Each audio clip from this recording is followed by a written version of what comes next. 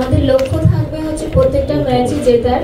পয়েন্টে হচ্ছে যারা এগিয়ে থাকবে তারাই চ্যাম্পিয়ন। মাঠে আমাদের ফুল এফোর্ট দিয়ে খেলবো, ভালো খেলবো, ইনশাআল্লাহ জিতবো।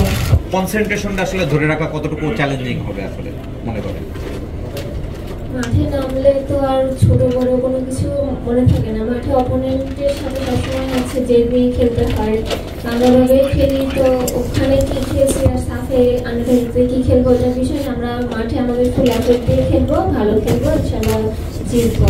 যেহেতু 6টা ম্যাচ খেলতে হবে, যেহেতু ফাইনাল সেমিফাইনাল ফাইনাল নাই, মানে খুব সহজও না বিষয়টা। সব মিলিয়ে মানে বাস্তবিক লক্ষ্যটা আসলে আমরা হচ্ছে আন্ডার-20 আর সিনিয়র টিম একসাথেই প্র্যাকটিস করছি এতদিন মাইনমারি খেলতে যাওয়ার আগে। আর আমরা যখন মাইনমারি খেলতে গেছি বাকিরা এখানে হচ্ছে ট্রেনিং করেছে, তো কম বেশি আমরা একসাথেই খেলছি। তো আমাদের হচ্ছে কম্বিনেশন ভালোই। আর আমাদের লক্ষ্য থাকবে হচ্ছে প্রত্যেকটা ম্যাচই জেতার। নেপাল, ভুটান, শ্রীলঙ্কা যাদের সাথে হচ্ছে 2বার করে খেলা হবে, আমরা চাইবো প্রত্যেকটা ম্যাচই উইন করতে। যেহেতু পয়েন্টে হচ্ছে যারা এগিয়ে থাকবে তারাই চ্যাম্পিয়ন।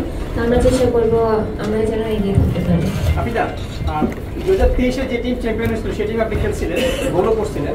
সেই দলের সাথে বর্তমান দলের যদি তারতম্য করতে যান, মানে কোন দলটাকে এগিয়ে রাখবেন? প্রত্যেকটা দলকে এগিয়ে রাখা উচিত আমার মতে, কারণ এক একটা টিম একরকম হয়। ওই সময় ছিল সিনিয়র কয়েকজন ছিল, রুবনা আপু, শামসুনাহার, জুনিয়র আপু অনেকেই ছিল। এবার যেহেতু আমরা কয়েকজন আছি, তারপর আরো জুনিয়ররা কয়েকজন আছে, তো সব টিমই ভালো।